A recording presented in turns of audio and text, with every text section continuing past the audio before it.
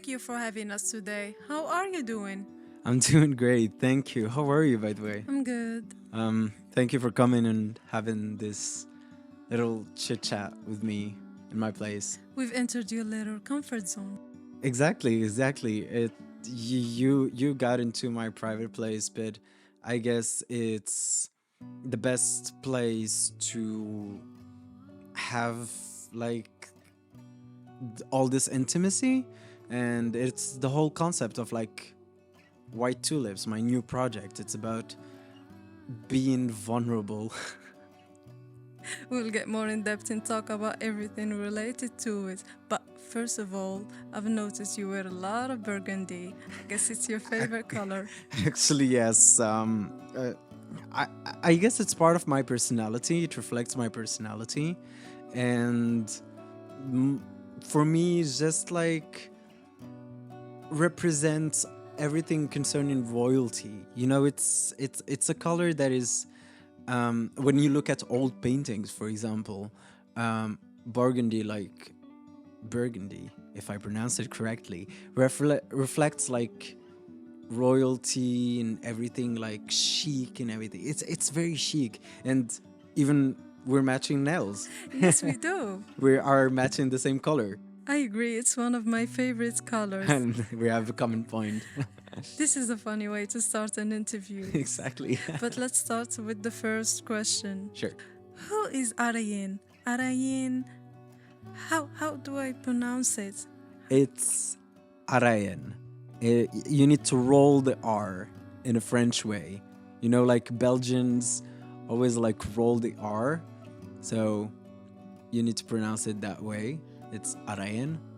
But however you pronounce it is good for me. Is it Araen or Bilal or both? Well, it's two different.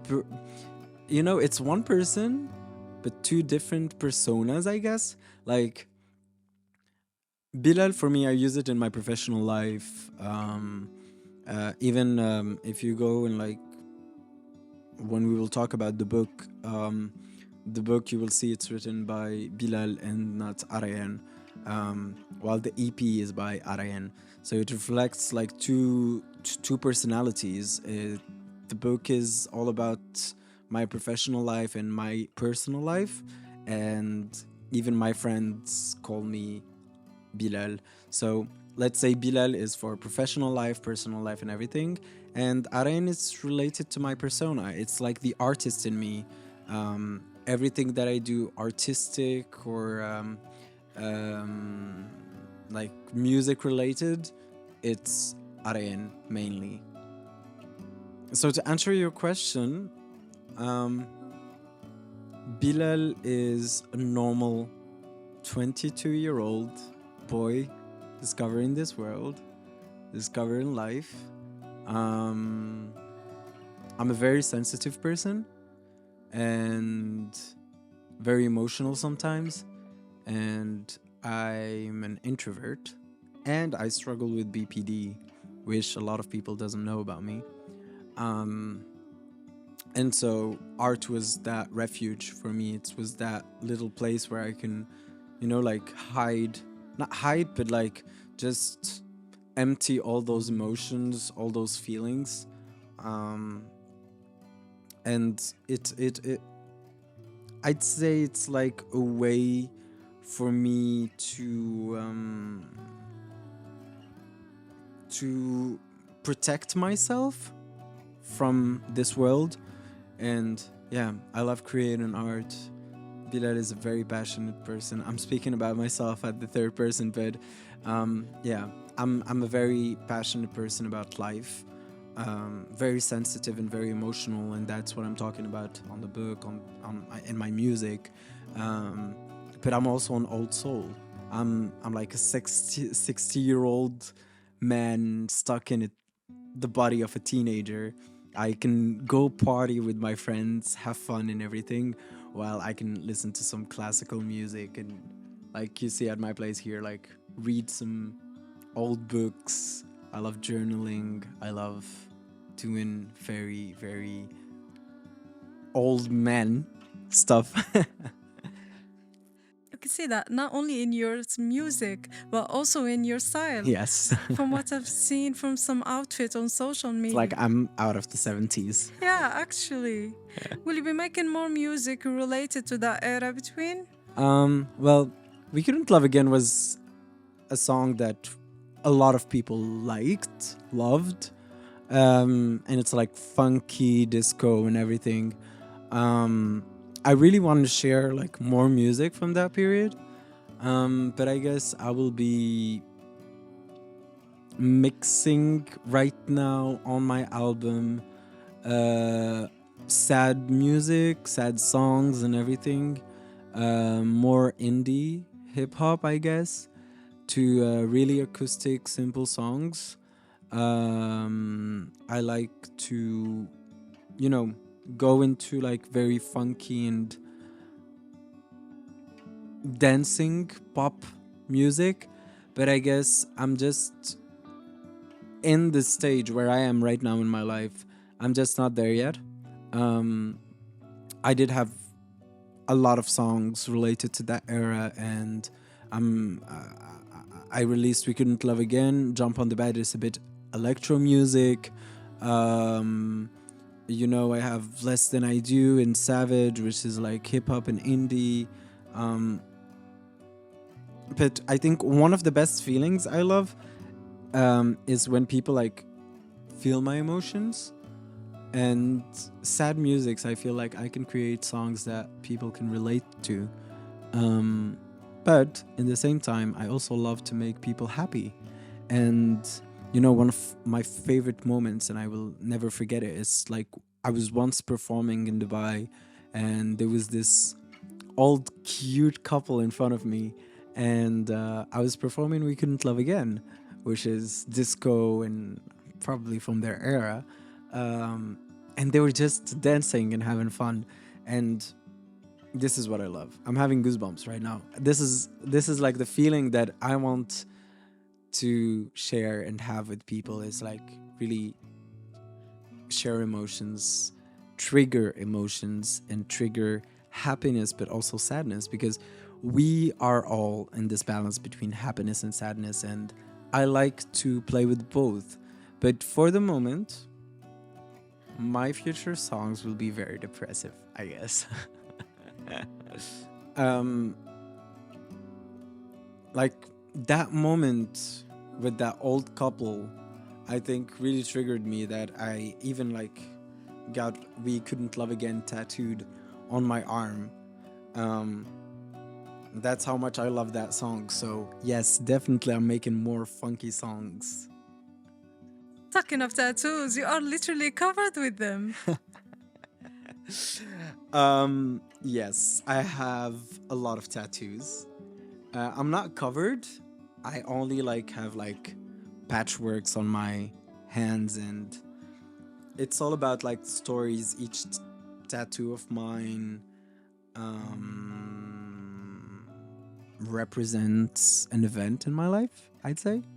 And it's, yeah, most of them I drew them, and I just choose the right tattoo artist to get them done. And one arm is for the family and dear people, and one arm is about my exes. So each tattoo represents one of my exes, or a story related to an ex, without really explaining, because I'd like to preserve their intimacy. But yeah, I think most of my tattoos are like related on my left arm, related to my exes. And yeah, my ex relationships have a big role in my music, I'd say. All of my songs are about my exes, and most of my friends do call me, like, not call me, but they say, man, you're the male version of Taylor Swift, writing songs about all of your exes. But yeah, only my friends like really do get that, because most of the people really don't get the backstory behind each song, so they don't really know who am I talking about.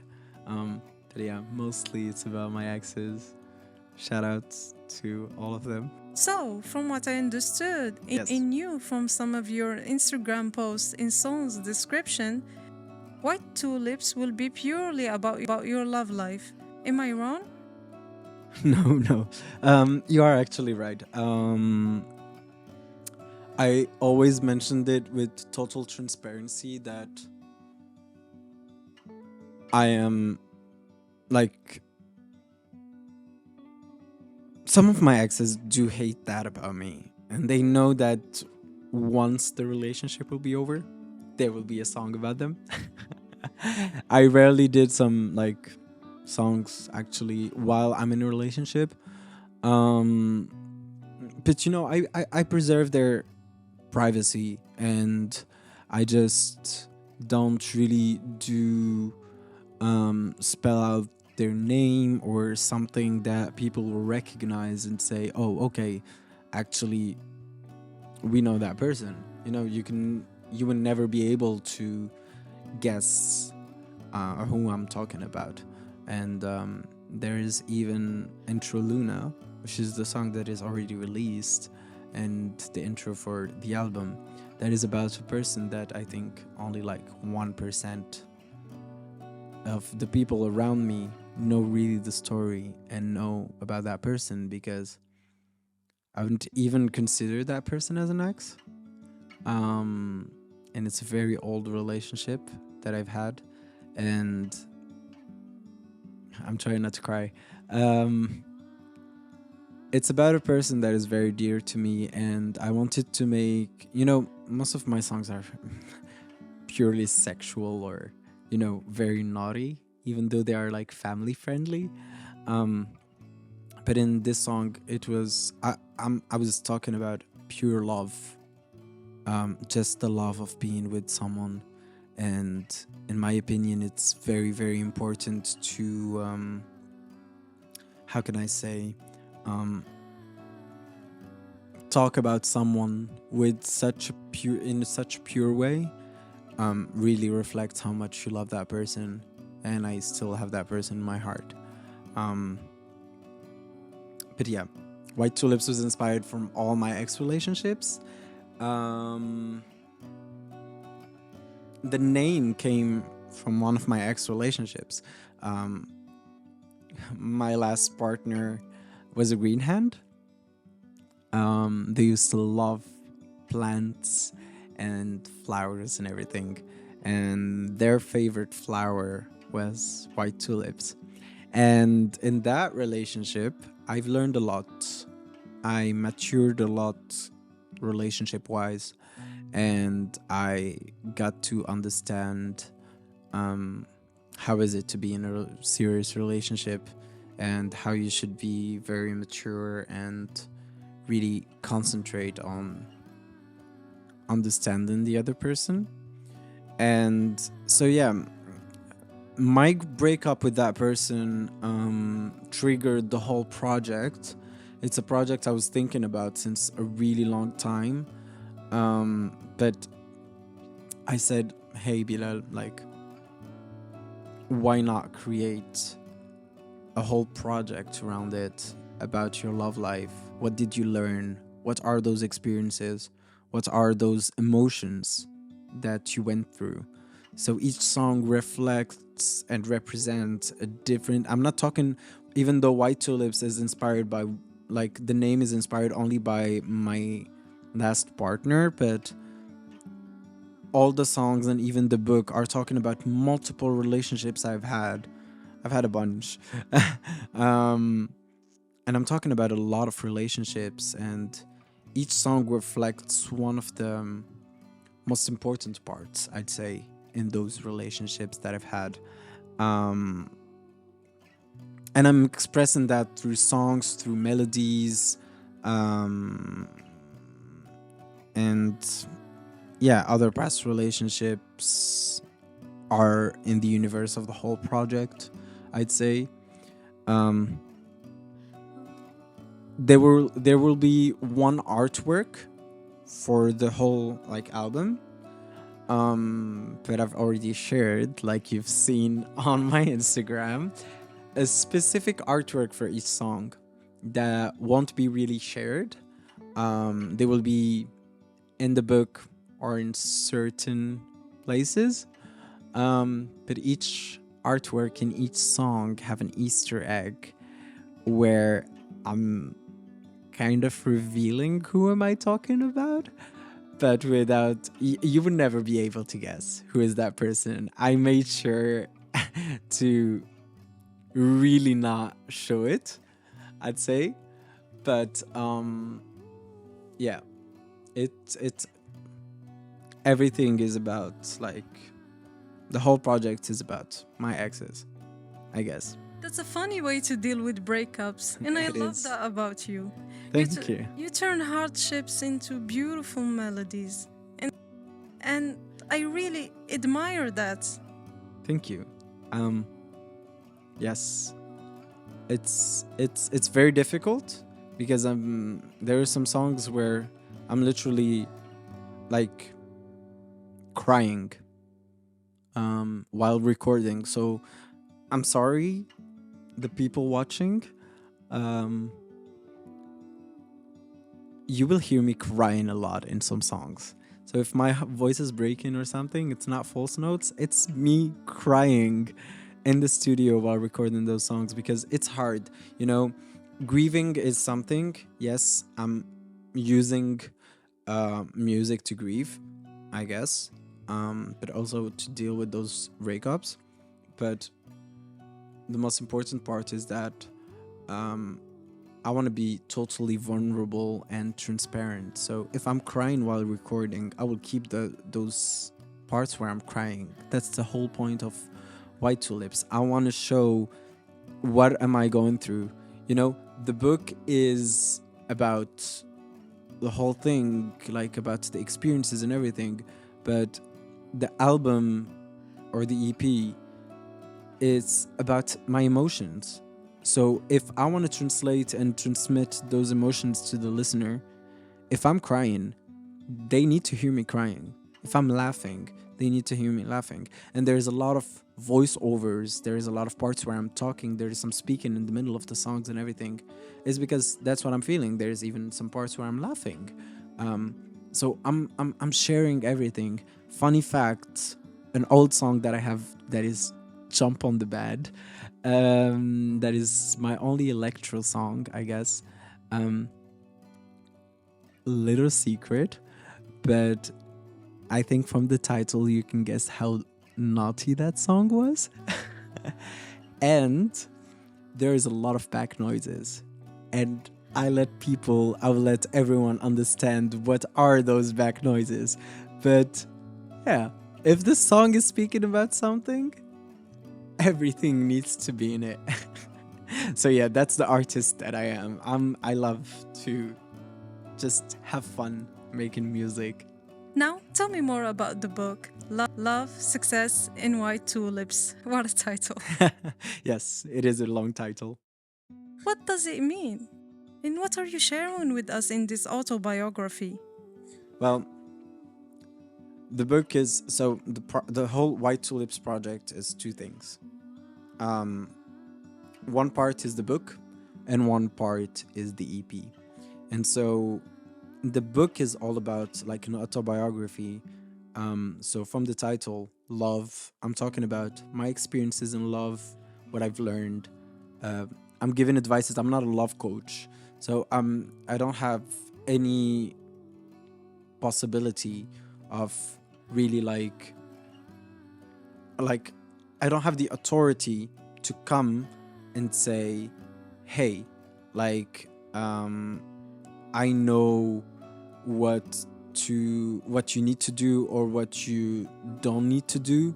So I'd say it's just a way for me to express my own experiences. Like you said, it's an autobiography. Like the whole White Tulips project is about two things, like two parts of the project. The book, which is an autobiography, talking about my experiences in life, in love, and my pursue and like my journey to success, and White Tulips is specifically about my last relationship. But I'm also talking like White Tulips is more about all the love.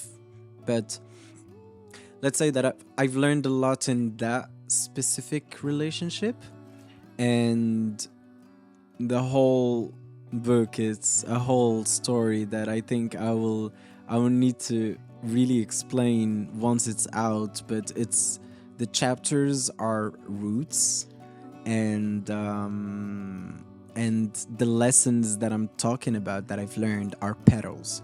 So each time you will hear that I'm talking about a petal, it's that I'm talking about one of the lessons that I've learned in my last relationship. And the roots, it's generally in my love life.